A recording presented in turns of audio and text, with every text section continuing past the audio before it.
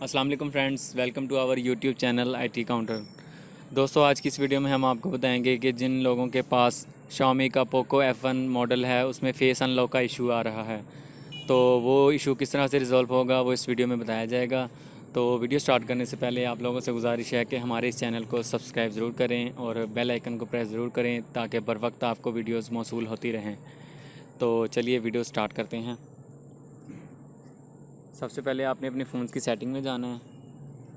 میں آپ کو پہلے دکھا دیتا ہوں کہ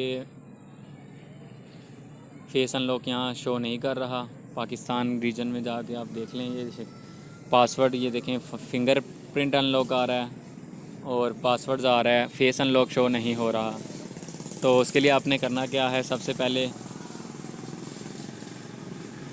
آپ نے سیٹنگ میں سرچ کر لینا ہے